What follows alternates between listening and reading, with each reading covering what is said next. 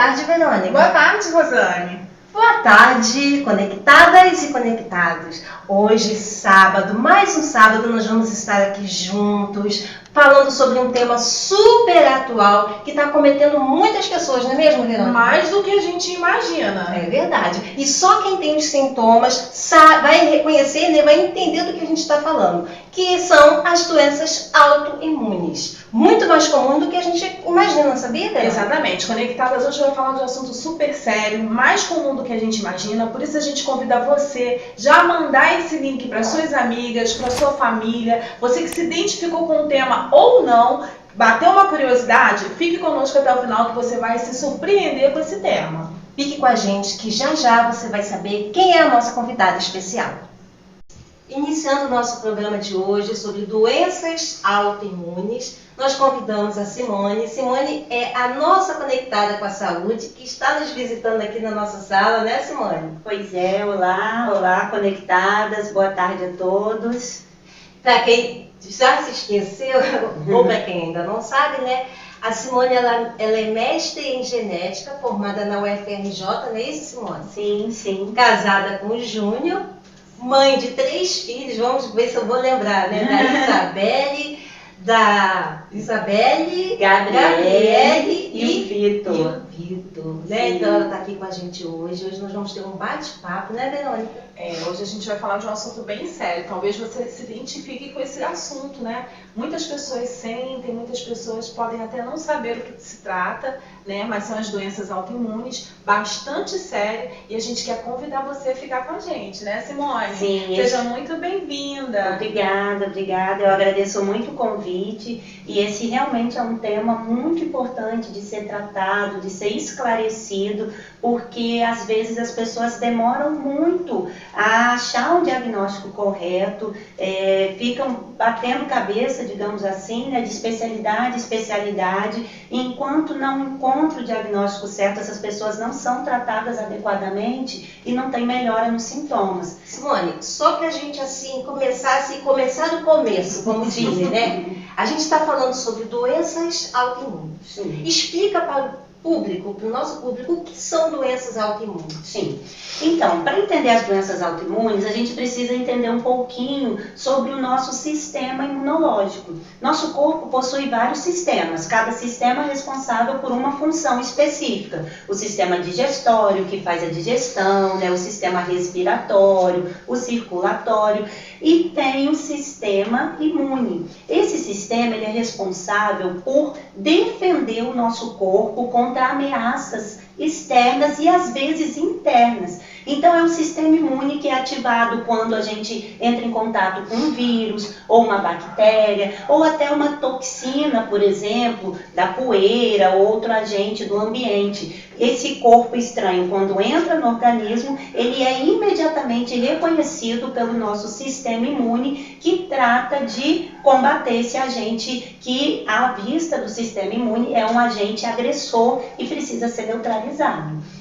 E aí, o que acontece numa doença autoimune? Esse sistema imune ele é muito bom para o nosso corpo, é nosso exército protetor mesmo, nos defende e batalha para que nosso corpo se mantenha saudável. Ele consegue neutralizar muitos agentes agressores antes mesmo que a doença se instale. Mas no caso de uma pessoa que tem uma doença autoimune, o sistema imunológico ele fica meio desregulado. E ainda não se sabe exatamente por quê, mas em algum momento, nessas pessoas propensas a alguma das doenças autoimunes, o sistema imunológico começa a reconhecer partes do próprio corpo como se fossem corpos estranhos.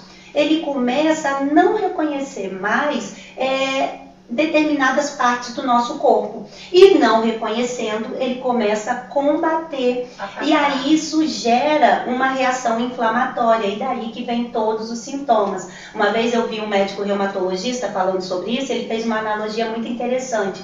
Ele disse que é como se o sistema imune fosse o porteiro de um prédio. O porteiro ele reconhece todos os moradores daquele edifício. Mas em determinado momento é como se o porteiro tivesse surtado e começasse a barrar alguns moradores que já moravam ali há décadas. Assim é o sistema imune de uma pessoa que tem alguma das doenças autoimunes. Por esse motivo, que ainda não se sabe direito qual o sistema imune começa a combater, atacar partes do próprio corpo, gerando processos inflamatórios. Muito, muito interessante, né? A gente começa já imaginando isso. Aí a gente vê os resfriados, as gripes frequentes, as inflamações na garganta, né? Talvez são sintomas que você sente frequentemente, não entende por quê, né? E aí eu só quero ressaltar que esse tema ele foi sugerido por uma das nossos telespectadores, né? Interessante isso é muito bacana você sugerir um tema. É sinal de que muitas pessoas estão passando pela situação, né? Sim. Então, aí você vê, Verônica, além de ter sido sugerido por uma pessoa, né, nossa, do nosso meio, tudo que nós falamos aqui foram pessoas, né, mulheres, que enviaram pra gente essas dúvidas. Né? A Verônica, ela pediu, ela colocou no nosso grupo de WhatsApp e as mulheres mandaram em forma de perguntas e nós transformamos no nosso programa. Isso é bacana porque você humaniza o programa mais ainda, né? É uma coisa que você em casa também pode estar se identificando. A Simone esclareceu muito bem, agora a gente já começa a entender, né, o nosso sistema imunológico. Porque quando a gente fala assim, a gente não entende muito o termo, né? Sim. E essa explicação já ficou perfeita na nossa mente. E aí a gente começa a entender o porquê, uma frequência de uma infecção urinária, uma inflamação na garganta, né? Às vezes, assim, você não entende. E hoje você vai ter a oportunidade de mandar suas dúvidas. Você ainda pode mandar pelo chat as suas dúvidas, porque pelo que eu tô vendo, esse programa vai render, né, Rosane?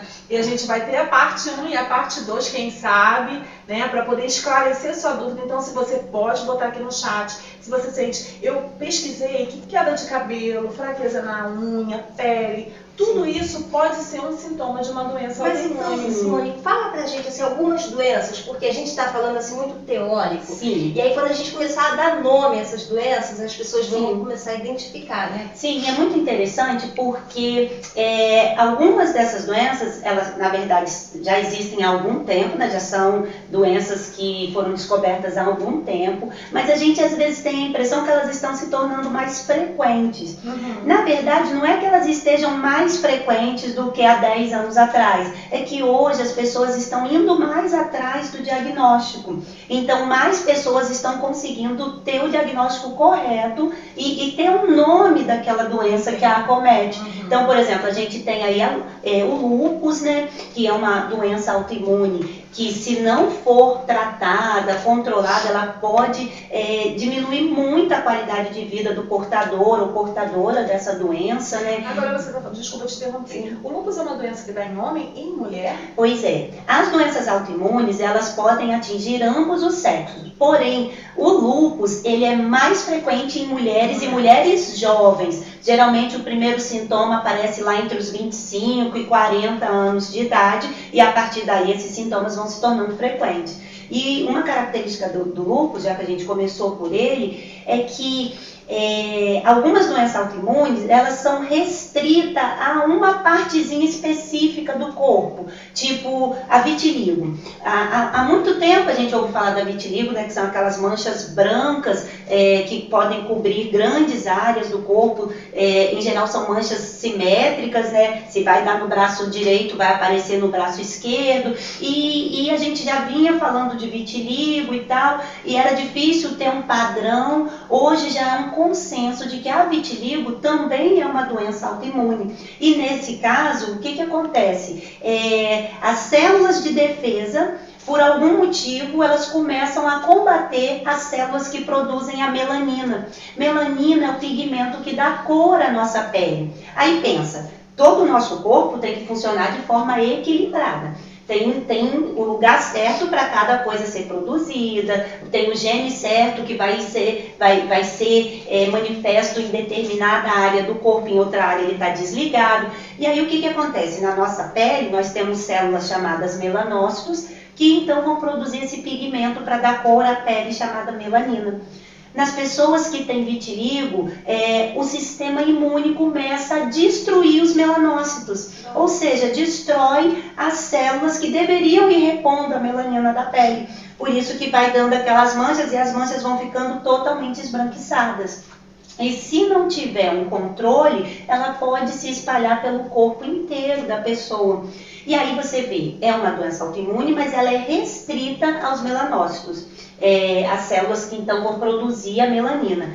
Já o lúpus não, ele pode se espalhar por diversas áreas do corpo, porque o sistema imune das pessoas que têm lúpus, eles identificam várias partes do corpo como se fosse corpo estranho, como se fosse um agressor. E aí a pessoa ela vai ter muita dor nas articulações, e aí essa pessoa frequentemente começa a achar que está com reumatismo. É porque esses ataques provocam uma inflamação naquele local. Sim, por quê? Pensa, o corpo identificou que tem algo errado. Ele chama mais células do sistema imune para combater aquilo que o corpo acha que está errado. Só que isso gera um processo inflamatório, porque as células de defesa produzem substâncias para combater aquele corpo estranho, e essas substâncias geram a dor, porque ali gera um processo inflamatório. Você vê, quando a gente está com uma garganta inflamada, a gente sente muita dor, e geralmente é o quê? Pode ser um vírus que se instalou ali e o sistema imune identifica e começa a combater. Mas ao combater, gera esse processo inflamatório, às vezes pode gerar pus, que é um resultado do processo inflamatório, a vermelhidão, e isso tudo vai... Pensa agora, como se várias partes do corpo de quem tem lúpus estivessem em processo inflamatório, estivessem inflamado. Então é por isso que quem tem lúpus sente dor nas articulações e às vezes vai sendo mal diagnosticado. As pessoas sentem quente. A pele pode ter algumas manchas vermelhas, principalmente na face. Quem tem lúpus, se a doença começa a se manifestar pela pele, começa uma mancha vermelha que parte do nariz e vem em direção às maçãs do rosto, que lembra uma borboleta ou a face de um lobo. Daí vem o nome da doença, né? Lúpus, que é lobo em latim. O médico que identificou a doença percebia que tinha esse padrão. As pessoas vinham com essa mancha vermelha no rosto, que partia do nariz até as maçãs do rosto, e se queixavam de muitas dores nas articulações, infecção urinária de repetição. Esse aquecimento é porque, na verdade, é como se as pessoas pensam, várias partes do corpo em processo inflamatório, isso gera febre. Mas não é aquele febrão de uma gripe forte ou de uma pneumonia, é um estado febril que a gente diz. E aí vem acompanhado de uma fadiga, a pessoa, veja, fadiga não é falta de ar, é aquele cansaço, aquela exaustão, sabe? Pensa naquele dia que você trabalhou muito pesado e você se sente exaurida. Essa é a sensação que quem tem lúpus geralmente relata, que é essa fadiga, e às vezes essa fadiga está relacionada com um processo de anemia, porque até a anemia pode ser desencadeada. Aí você pensa, tantos sintomas em tantos lugares diferentes do corpo, é por quê? Porque a célula do sistema imune está combatendo células lá do sistema urinário, daí vem a infecção urinária. Está combatendo células da pele, aí gera infecção no rosto, geralmente é no rosto, mas pode ser em porções espalhadas da pele, sempre umas manchas avermelhadas, né? E aí vai gerar aquelas manchas porque está sendo combatida célula de pele, pode gerar problema intestinal, enfim, são vários sintomas. E às vezes isso vem de você falou do lúpus, você falou da vitiligo, né? Nós vamos dar uma pausa, tá? Fique aí, nós vamos dar um tempinho para a mulherada aproveitar esse momento, compartilhar com outras mulheres. Quem está aí ocupada, rapidinho, lá no que está fazendo, vem assistir, porque o programa hoje está bem esclarecedor. O nosso intuito não é alarmar, e sim informar. Sim. E como a informação é importante para quem tem um diagnóstico. Então, não sai daí não. Vamos continuar daqui já já.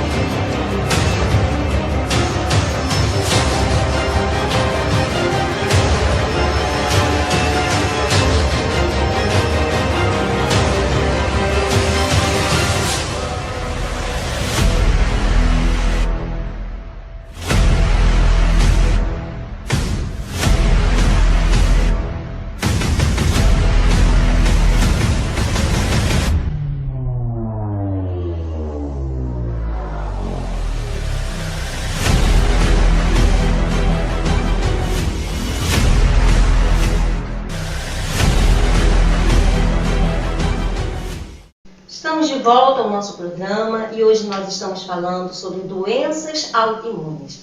E a Simone está aqui com a gente, esclarecendo, já aprendemos tanta coisa, já falou sobre algumas doenças, e você quer falar sobre outras doenças também, né? Sim, é muito importante a gente falar, porque o diagnóstico das doenças autoimunes, hoje já é mais fácil você ter acesso, mas as pessoas geralmente elas acabam percorrendo vários médicos, perdem anos preciosos que a doença poderia já estar sendo tratada se ela tivesse sido bem diagnosticada.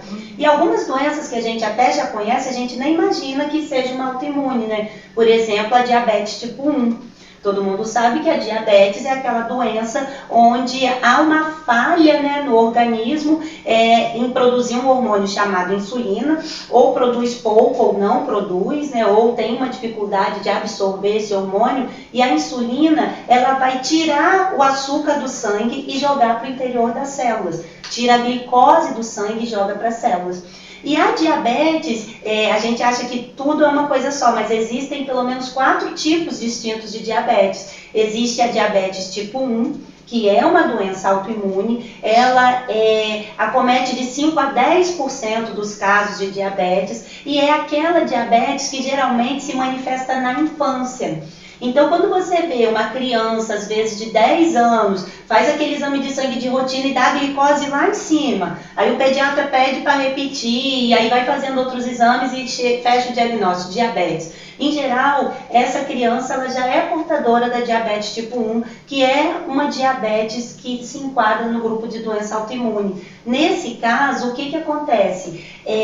As células do sistema imune dessas pessoas reconhecem as células do pâncreas como células, as células beta do pâncreas, né, como células invasoras, e começam a matar as células do pâncreas que deveriam estar produzindo insulina. Consequentemente, se o sistema imune está atacando as células que deveriam produzir insulina para o corpo, a glicose não sai do sangue e ela aumenta, né? E aí essas pessoas, se não se tratarem, elas podem começar a ter problemas sérios referente à diabetes, à complicação da diabetes mesmo, porque como sintoma da diabetes a gente sabe que a pessoa sente muita sede, urina muito, se a diabetes estiver descontrolada, a pessoa começa a ter problemas na cicatrização, e aquelas feridas, né, que não fecham, pode ter problema de visão em decorrência da diabetes descontrolada.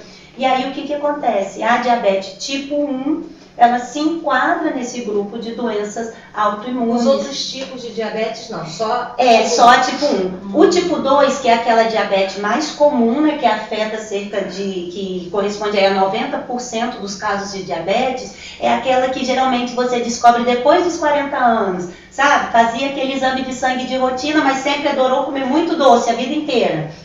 Suco com muito açúcar, café com muito açúcar, exagerou no açúcar uma vida inteira. Aí passa dos 40, a glicose no exame de sangue começa a dar alta. Essa diabetes que é diagnosticada lá pelos 40, ela é a diabetes tipo 2, que nesse caso não é por conta do sistema imune que está combatendo as células do pâncreas, não. É por uma insuficiência do organismo em absorver a insulina. Então, é como se o organismo ficasse resistente, um pouco resistente à insulina, e aí a glicose começa a aumentar no sangue. E tem aí a diabetes gestacional, né, que é só em mulheres grávidas, que geralmente ela aparece mais pro finalzinho da gestação, e normalmente depois que o bebê nasce, a mulher fica bem. E tem a pré-diabetes, que essa aí a gente tem que ter muita atenção, porque o que é a pré-diabetes? É quando o exame de sangue dá só um pouquinho alterado a glicose, mas aí o médico já chama a atenção para que a gente tenha mais atenção com o que come, diminuindo o açúcar, diminuindo o doce, diminuindo as massas. Mas eu queria realmente fixar aqui na questão da diabetes tipo 1, que é essa que geralmente já vai se manifestar na infância. E essas pessoas que têm diabetes tipo 1, elas são aquelas que dependem da insulina injetável, porque só o comprimido não vai dar conta de repor toda a quantidade que ela precisa. É aquela pessoa que tem que fazer a medição da glicose várias vezes ao dia, porque é uma forma mais grave da diabetes. Quando você... Desculpa, querida, só lembrando que diabetes tem controle, né?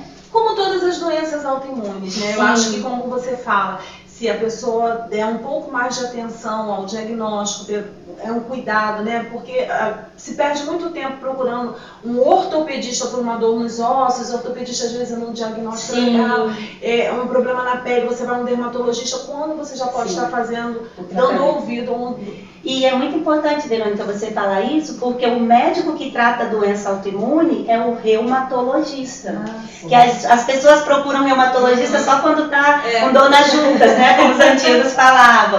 E a gente raramente ouvia falar de reumatologista e tal, mas o médico que é o mais indicado e capacitado para tratar as doenças autoimunes, qualquer uma delas, é o reumatologista. É ele que vai fazer todo o acompanhamento da lúpus, é ele que vai acompanhar e tratar muito bem a artrite reumatoide, que é uma outra doença autoimune que em muitas pessoas não foi diagnosticada corretamente e fica a vida inteira tratando como um reumatismo. Isso. Ou como uma sequela da chikungunya. Quem não lembra, aqui em São Gonçalo nós tivemos quase um surto, né, de chikungunya, e as pessoas não melhoravam. Elas ficavam reclamando daquelas dores nas juntas por semanas, também remédios caseiros. Sim, e aí algumas dessas pessoas que tiveram chikungunya lá atrás estão com problema nas articulações até hoje. E algumas procuraram um reumatologista, que é o médico adequado para tratar, fizeram um tratamento, ficaram boas, e uma parcela dessas foi diagnosticada com artrite reumatoide. Porque desencadeou. Isso, o que acontece com as doenças autoimunes? Elas sempre vão ter um gatilho. É isso que eu queria te perguntar, não vou te cortar, Sim. não, eu vou acompanhar. Para quem não sabe, eu gostaria até de falar, se vocês não sabem, eu fui descoberta uma mulher lúpica em 2019, por isso também que eu estou falando e eu fico aqui indagando a Simone, porque eu me identifico com o que ela está falando. Você é lúpica porque você tem o lúpus, certo? Isso. E o que acontece? Muito tempo da minha vida eu procurei um dermatologista por conta de queda de cabelo. Entendeu? Sim. E aí, o dermatologista passou muitos exames, aqueles remédios caríssimos que você pode estar passando pela mesma situação, e não resolvia, porque meu problema era interno. Aí agora você fala dos fatores externos que podem desencadear um gatilho. E um dos médicos que uma vez eu fui, ele perguntou se eu tive chikungunya na época de 2015, 2016, quando foi aquele surto, né? Sim. E aí ele falou que também poderia ser, fez um monte de pesquisa, né? Procura saber a minha história para saber o gatilho. Sim, porque o que acontece com as doenças autoimunes? Às vezes a pessoa tem a predisposição e nunca vai desenvolver. E às vezes a pessoa tem a predisposição e com 20 anos começa, outras com 40.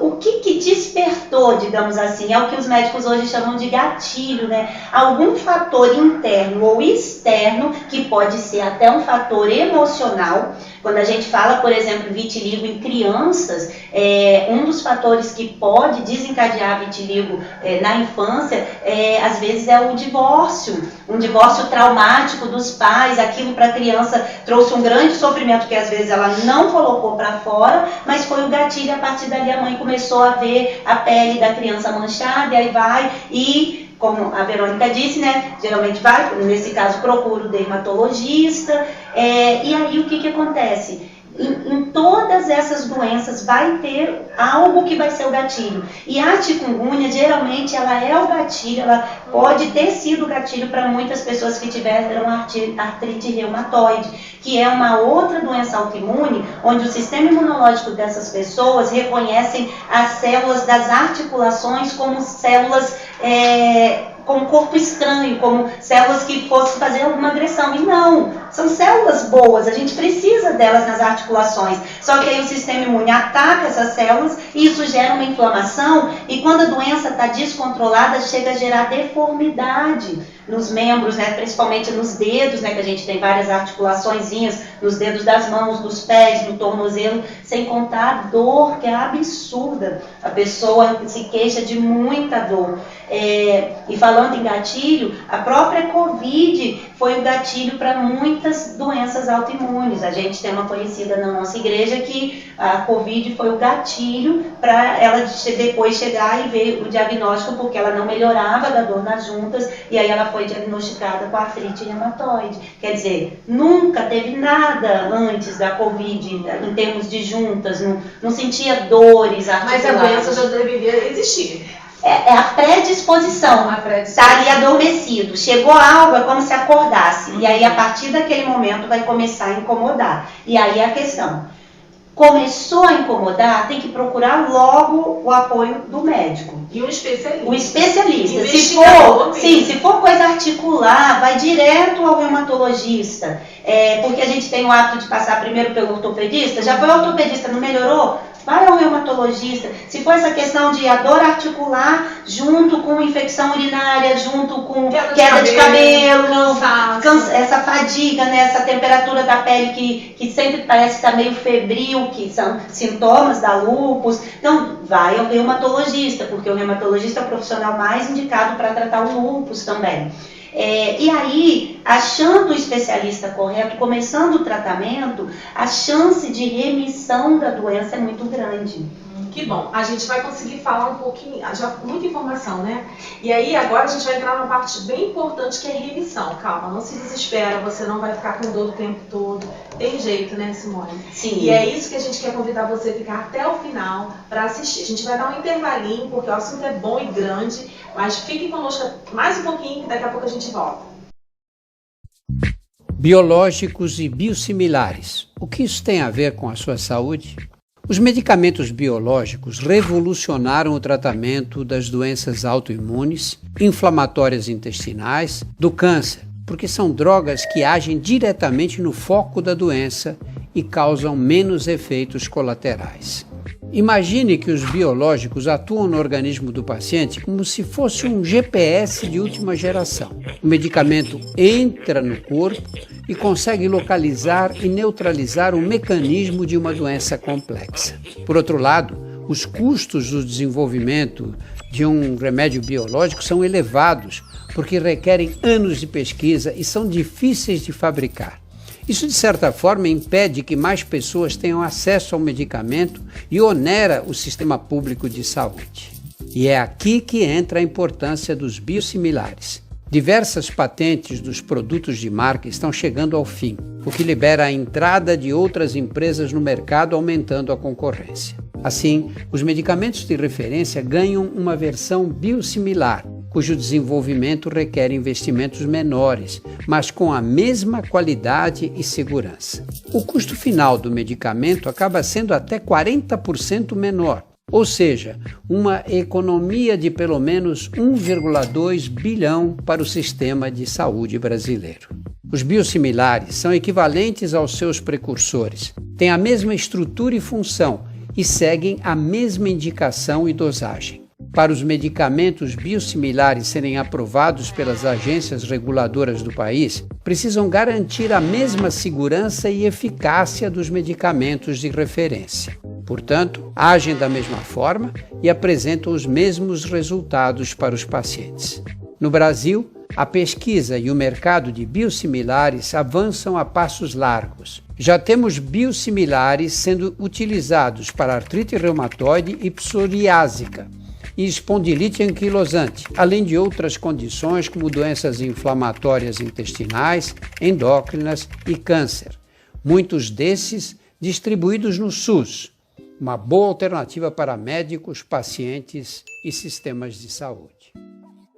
Voltando ao nosso programa, no bloco anterior, você, Simone, estava falando sobre a questão da remissão, das doenças. Sim. E eu queria aproveitar que teve uma pessoa que fez a seguinte pergunta: doença autoimune tem cura?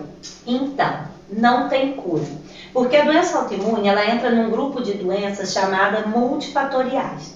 Então, são doenças que têm um perfil genético, né? O que isso significa? Que uma pessoa que tem doença autoimune, os filhos daquela pessoa ou os netos vão ter uma chance maior de também ter a doença. Não significa que é uma chance alta, mas pode ser uma chance um pouquinho maior do que na população geral. Mas não é só isso, não é só a genética. Pode ter fator ambiental associado, fator emocional. Existe uma série de fatores que vão se somar ao fator genético para desencadear aquela doença. E aí o que acontece? Essas doenças que têm perfil genético envolvido são doenças que não têm cura, porque os genes já vêm com esse defeito, com essa mutação. E isso ainda é um mistério, porque já se sabe que tem um perfil genético envolvido nas doenças autoimunes, mas ainda não se sabe quais são esses genes. Nós temos muitos genes em cada uma das nossas células, mais de 20 mil genes, e mapear isso, saber qual gene sofreu a mutação e está causando aquela doença, isso é um trabalho muito difícil. Mas a tecnologia está avançando muito, a ciência também, então para algumas a gente já sabe mais ou menos quais os genes que estão envolvidos, tipo a diabetes tipo 1, já tem uns estudos avançados nessa área. Mas a questão é que se tem um perfil genético envolvido, em geral a doença não vai ter cura. Mas calma, ela tem controle. E quando a gente fala de doença autoimune, os médicos chamam isso de remissão. É como se a doença, ela chega numa fase que ela está tão bem controlada, que como se ela adormecesse. Ela vai ficar, ela está ali, mas ela não está se manifestando. E com isso a pessoa tem qualidade de vida. Eu sei que demora, principalmente para o lúpus, né, Verônica? Você está nessa batalha aí para fechar diagnóstico, achar os especialistas. Porque você começa a entender seu corpo, você começa a entender o que está acontecendo com o seu corpo. E, assim, Simone, que não quero te cortar porque eu estou amando, né, já falei. Sim, não. Assim, a gente começa a identificar alguns alimentos que não te fazem bem. Você consegue identificar algumas exposições que não te fazem bem. E aí você já evita. Quando você evita, você vai, como você falou, melhorando a sua qualidade de vida. Sim, e os médicos batem muito nessa tecla, porque você não vai, depois que fecha o diagnóstico, você não vai fazer o seu acompanhamento só com aquele médico. Você vai precisar de um nutricionista, vai precisar de um professor de educação física, porque os médicos indicam o exercício físico e é muito importante. Você vai precisar de outros profissionais para batalhar junto com a pessoa e aí então ela começar a sentir a remissão da doença. A doença vai ficar bem controlada. Você falou aí de profissionais, né, de outros profissionais que também vão atender. A Verônica tem um vídeo, né, Verônica? Eu separei um vídeo que vai te ajudar bastante a orientação de quais profissionais você pode estar procurando para te ajudar na qualidade de vida que a Simone mencionou. Assiste aí.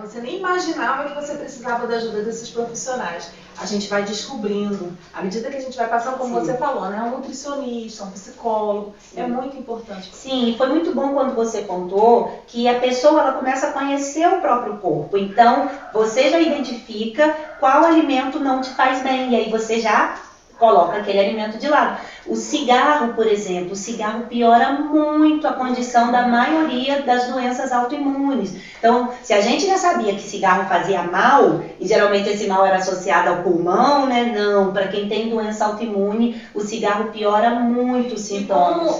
E como um dos gatilhos é o emocional, é o psicológico, a pessoa que fuma, né, o dependente do tabaco, ele deve aumentar mais ainda o vício de fumar. E aí tá tá diminuindo mais aí na Sim. qualidade de vida, né? É muito complicado, principalmente quando tem essa questão do vício envolvido, É. porque o emocional ele tem um peso muito grande na expressão da doença autoimune, porque tem gente que tem a doença, mas não sente tanta dor assim, mas quando fica estressado, quando o emocional tá abalado, tá passando por uma situação muito difícil, fato. aí o cabelo cai horrores, a dor intensifica de uma forma absurda, e aí então o que os médicos, por isso que tem que ter o apoio do psicólogo, né? Porque os médicos orientam, tente levar a vida com mais leveza, só que nem sempre é tão fácil, né? E aí o psicólogo ajuda muito, porque ao nos ouvir, a gente expõe o que está passando, ele vai dar umas estratégias,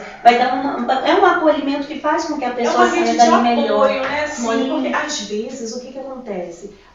Pelo menos no meu caso, algumas vezes, meu físico, você não vê que eu tô com dor. Sim. Eu não tenho inchaço, entendeu? Minhas articulações doem muito, muito, muito, elas aquecem. Mas se você me olhar, você não vê que eu tenho dor. E naquele momento eu tô com muita dor. Então as pessoas que não conhecem, que não sabem, às vezes da própria família acha que não é relevante, que é uma coisa, um corpo acha que é frescura, sim. entendeu? E é muito importante pontuar isso, porque só quem sente a dor é que sabe dimensionar a intensidade. E aí, isso vai para você que de repente não se encaixa num portador de doença autoimune, mas identifica alguém na sua família, ou na sua vizinhança, ou na sua igreja, que sempre reclama de alguma dor, sempre reclama de algum incômodo. A gente precisa também ser longânimos com esses tipos de Exatamente. pessoas. A gente acaba achando a pessoa chata, Mas e às vezes a gente fala assim, dores. nem vou falar com fulano porque ela vai falar de dor. Então, A gente não valoriza exatamente a dor da pessoa, né? Exatamente isso, Rosane. A gente às vezes não valoriza a dor da pessoa. E aí, essa questão da gente, quando tem a informação, porque, volto a dizer, só quem sabe a intensidade da dor é quem sente. E a doença autoimune, elas em geral são doenças muito dolorosas, principalmente quando volto a falar, quando a gente fala do lúpus, da artrite reumatoide, são doenças que deixam a pessoa mesmo num quadro de dor muito grande. E aí, às vezes, essa pessoa acaba sendo incompreendida pelas pessoas da família, do trabalho, porque até que essa doença esteja controlada, esses sintomas eles vêm com muita intensidade. E aí você vê, a pessoa já sofre com a doença, só que o emocional piora a doença. E aí, se a pessoa não é comprometida, olha que ciclo. Ela sofre preconceito, ela não é compreendida, isso abala o emocional dela, a dor aumenta, a intensidade da dor aumenta. Simone, voltando aqui às dúvidas, teve uma conectada que perguntou o seguinte: psoríase é uma doença autoimune? Se ela é contagiosa? Então, sim, a psoríase é uma doença autoimune e é uma doença que a pessoa que tem sofre muito preconceito, mas assim como todas as outras doenças autoimunes, a psoríase não é contagiosa. Não é contagiosa. Nenhuma doença autoimune a psoríase ela acaba afetando muito o emocional de quem tem a doença, porque abala a estética da pessoa, né? Ela é caracterizada por aquelas manchas bem vermelhas, né? Mas na borda da mancha fica uma descamação muito grossa.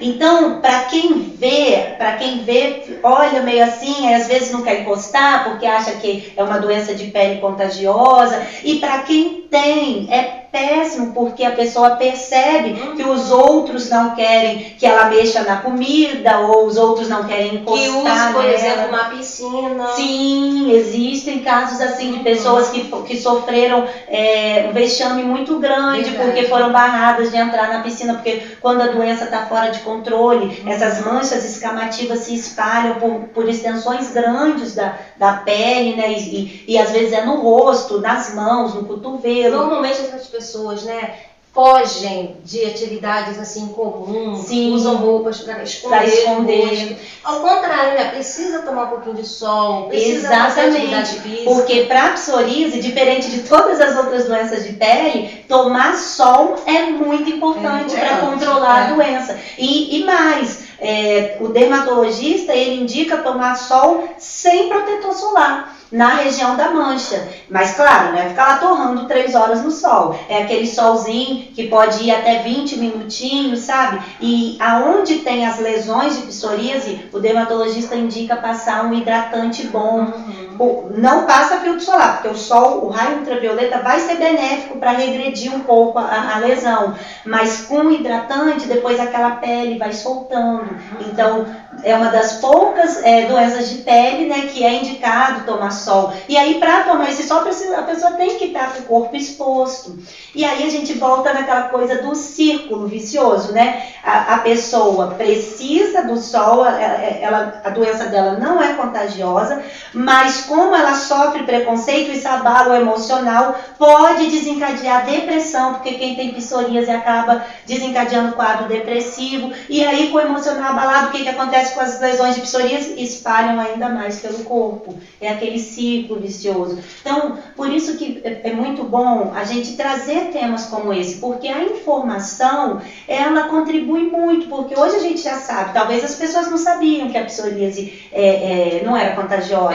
Eu não sabia que era uma doença autoimune. Exatamente. E como toda doença autoimune, não é contagiosa. Infelizmente, não tem cura, mas tem o controle e tem a remissão. Tem pessoas que são portadores da psoríase, mas conseguem ficar com as lesões sem aparecer, às vezes por 1 ano, às vezes mais. Então, por isso que é tão importante buscar um profissional competente nessa área para fazer o tratamento adequado. Exatamente. Nós temos uma outra perguntinha aqui, outra dúvida, bem parecida. Agora é sobre a fibromialgia. Ah, sim, muito bom. Ela é uma doença autoimune? Então, a fibromialgia não é uma doença autoimune. Como eu disse, as doenças autoimunes, o sistema imune da pessoa começa a atacar partes do próprio corpo, porque acha que são partes invasoras, e não são. A fibromialgia, ela é uma descompensação do nosso sistema sensorial. Os nervos que são responsáveis por indicar a dor, porque, como eu disse, nosso corpo é perfeito, né? Deus nos fez assim, o corpo humano, ele funciona de uma forma incrivelmente perfeita, é lindo. Tudo funciona muito interligado, harmonicamente. E aí o que acontece?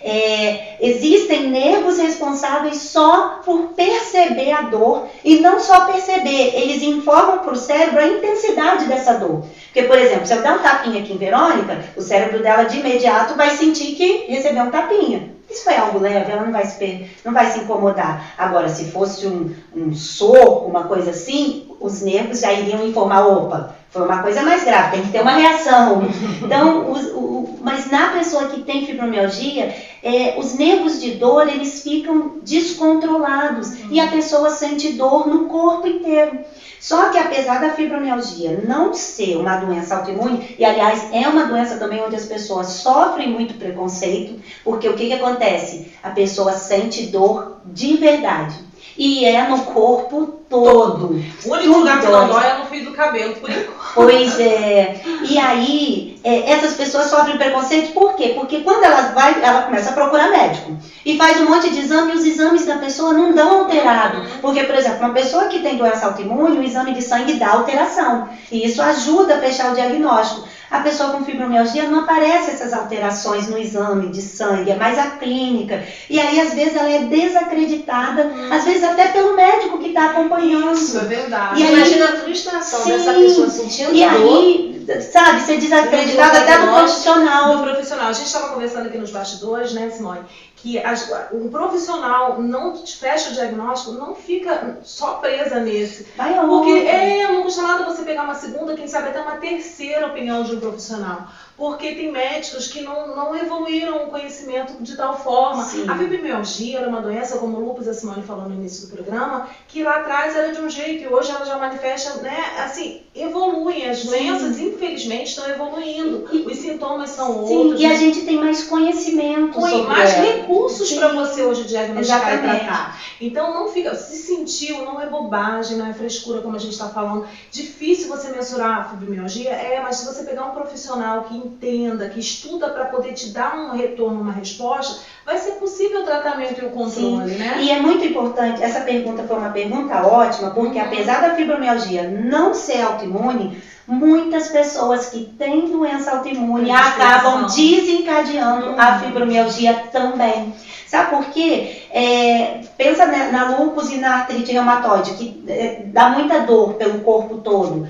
É tanta resposta de dor que esses nervos sensoriais têm que enviar para o cérebro, dói tudo. Então ele manda informação o tempo todo. E aí os nervos acabam meio que ficando descontrolados. Então é por isso que geralmente quem tem uma doença autoimune fora de controle acaba desencadeando também a fibromialgia. E pessoas lá atrás que às vezes foram diagnosticadas com fibromialgia, na verdade tinham no início só uma doença autoimune. E a fibromialgia acabou vindo depois no pacote. Então assim, assim como as doenças autoimunes, a fibromialgia ela tem também um controle. E a informação é muito importante porque tem essa parte emocional também. A fibromialgia, o estresse, o emocional, ela piora muito a sensação dolorosa da doença. Então, assim como as autoimunes, o estresse, o emocional piora a doença.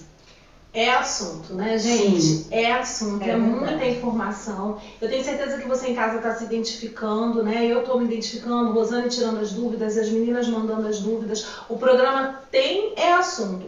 A gente vai ter uma segunda parte? Vamos ter, Simone? Olha, se precisar, estou à disposição. Eu acho que a gente vai precisar ter uma segunda parte sobre esse assunto. Porque talvez hoje a gente não consiga responder todas as perguntas que estão sendo enviadas, né? Exatamente. Se você ainda não enviou a sua pergunta, tá passando aqui, ó, o nosso WhatsApp também. Você pode mandar pelo chat, mas você também pode mandar por esse WhatsApp. Se você sente algum sintoma diferente, se você quer uma ajuda para esclarecer, né? A gente não é médica, a doutora Simone, mas a gente vai te ajudar por mim, pela experiência, a Simone pelo conhecimento que ela tem, e aqui o programa Conectadas trazendo esse tema não para alarmar, mas para informar. Para informar. E é muito importante que a gente feche o programa com isso, que apesar de não ter cura, é uma doença, é um grupo de doenças que tem controle. E aí, nessa jornada que a pessoa às vezes enfrenta para chegar ao diagnóstico de uma doença autoimune, algumas coisas você já pode fazer. Por exemplo, cuide da sua alimentação. Escolha comer alimentos mais saudáveis, diminua no açúcar, na fritura, no refrigerante. Faça uma atividade física que você se identifique, porque eu sei que é chato, né? Algumas atividades físicas a gente não se identifica, mas a atividade física é muito importante, principalmente para as doenças autoimunes, ela quase é uma prescrição médica. Então já procura uma atividade física que você se identifique. Não deu para ir para uma academia, faça uma caminhadinha, comece com 15 minutos, aumenta para 20, depois vai para meia hora, começa com 3 vezes na semana, depois você vai aumentando a frequência, porque o importante é colocar o corpo para se movimentar, porque quando a gente faz uma atividade física, nosso organismo libera substâncias que ajudam na remissão, não só da doença autoimune, mas ajudam na sensação de bem-estar, no controle da pressão, da frequência cardíaca, da glicose. Então tem uma série de benefícios. E para começar a atividade física, você não precisa ir ao médico primeiro, né? Já dá para ir diagnóstico, né? Quando a gente começa a olhar para nós mesmos, vemos a necessidade que nós temos, uma atividade física, né? Seja o que for.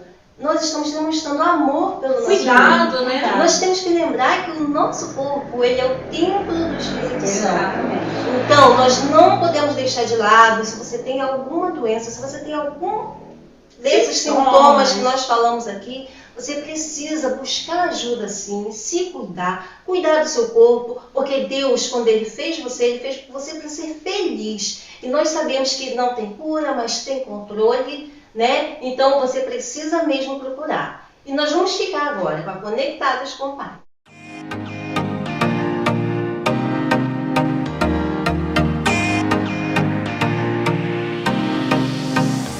A paz do Senhor Jesus a vocês que estão conectados conosco. Nosso programa de hoje falou sobre doenças autoimunes, né? E eu gostaria de continuar falando sobre imunidade com vocês. Para isso eu queria pedir para vocês abrirem a Bíblia em Efésios, capítulo 6, versículo 13, que diz o seguinte: portanto, tomai toda a armadura de Deus para que possais resistir no dia mau e, havendo feito tudo, ficar firmes. A imunidade física, né, é a capacidade que o nosso organismo tem de identificar vírus, bactérias, né, enfim, doenças.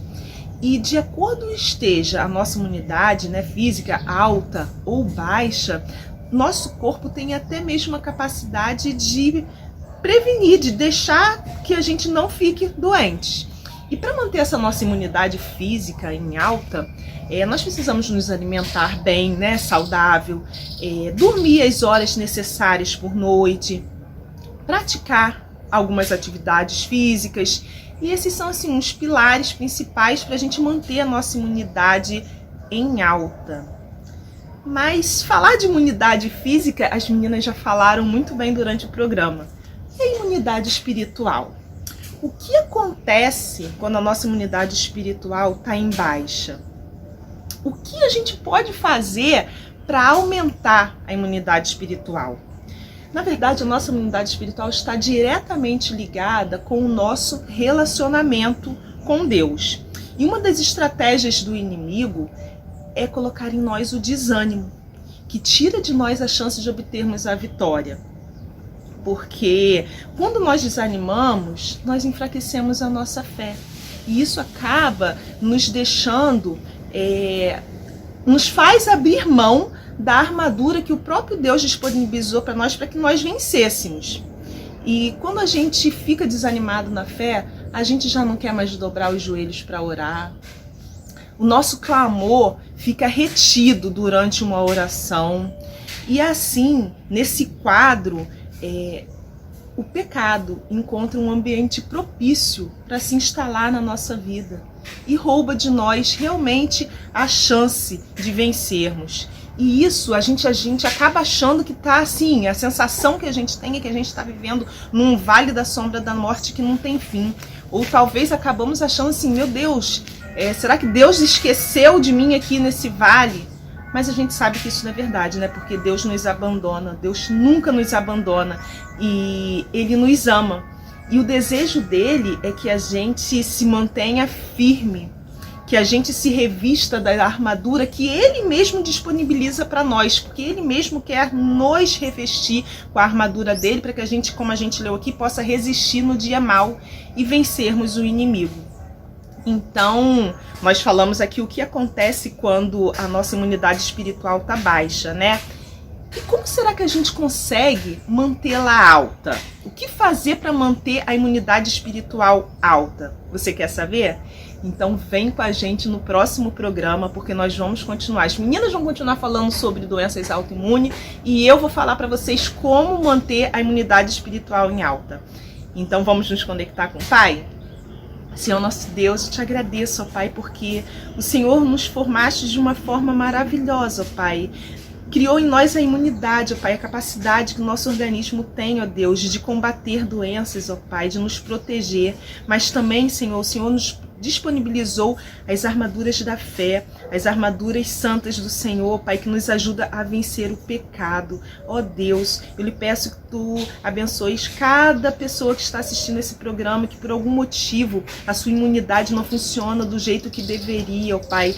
Aquelas pessoas portadoras de doenças autoimunes, Senhor, que o Senhor possa estender as mãos, ó Deus, que o Senhor possa conceder vitória sobre a doença, Pai, e que o Senhor também possa revestir espiritualmente para obterem vitória contra o pecado, Senhor. Eu te agradeço, Deus, porque o Senhor não nos deixa no vale, porque o Senhor não nos abandona. Pelo contrário, Pai, nos momentos de dificuldade que existem, sim, temos a certeza, Deus, que o Senhor caminha conosco, Pai, ao nosso lado, que está de mãos dadas com a gente, não nos abandona, Pai. E eu te agradeço por isso, Senhor, por sabermos que podemos confiar que o Senhor está conosco e que o Senhor quer que nós vençamos o mal, Deus. Em nome de Jesus eu que lhe oro e te agradeço. Amém. Amém, Márcia. Estamos chegando ao final do nosso programa. Que pena, né? É um programa tão maravilhoso. E olha, ficou uma perguntinha aqui que a gente não pode deixar de fora. Teve uma conectada que perguntou o seguinte: quem tem doença autoimune, pode ou não pode se vacinar? Uma pergunta muito boa, principalmente nesse período em que a vacinação voltou à mídia, né? Voltou às redes sociais por conta do Covid. E sim, quem tem doença autoimune pode se vacinar. Por que às vezes surge essa dúvida? Porque a vacinação, ela age a nível de sistema imune também, né? No caso da vacina, a gente recebe um pedacinho lá do micro-organismo para ensinar o nosso sistema imune a defender nosso corpo contra ele. E aí algumas pessoas acham que por agir no sistema imune, quem tem doença autoimune não pode, não. São vias diferentes de ação. A vacina é importante, ela trabalha com aquele micro-organismo específico e ele vai ser morto, vai ser atenuado, ou uma partezinha dele, e vai entrar no nosso sistema imune para ensinar o sistema imune o caminho para nos proteger daquela doença. E isso não interfere em nada com relação à doença autoimune em si. Agora, se você tem dúvida quanto a isso, se você não se sente muito seguro, pergunta para o médico que faz o seu acompanhamento, que ele vai, então, te esclarecer melhor para que você possa ter muita segurança. Porque, pensa, a pessoa com doença autoimune, ela já tem muitos sintomas. Então, se ela puder tomar a vacina da gripe, por exemplo, e não pegar essa gripe H1N1, nossa, é menos um problema na vida dela. Exatamente. Se vacina contra o Covid, não pega o Covid, que traz tantos sintomas e alguns a longo prazo, Sim. isso vai ser ótimo para ela evitar de pegar mais uma doença. Então, essa dúvida ela acaba vindo de algumas pessoas porque acha que tudo envolve de uma forma só no sistema imune. Mas não, o nosso sistema imune ele é muito organizado e subdividido. E a vacina não age nessas células específicas que vão estar desencadeando a ação contra o próprio organismo, que é o característico da doença autoimune. Então, sim, pode vacinar. Deve vacinar, né? Deve vacinar. Gente, agora nós chegamos realmente ao final. Que pena, né, Verônica? Que pena. É um programa que a gente queria que ficasse, que não terminasse nunca, porque é muito bom. É muita informação, realmente. Quero te agradecer, Simone, por todas essas informações. Como é bom a gente estar informado, a gente saber realmente o que é, o que não é. Sim, Ajudar, né? Um pouco. Sim, por nada. A informação é muito importante. Sempre que precisar, meninas conectadas, estou por aqui. É isso aí. Então, meninas, um grande abraço. Verônica, até o próximo. Até o próximo programa.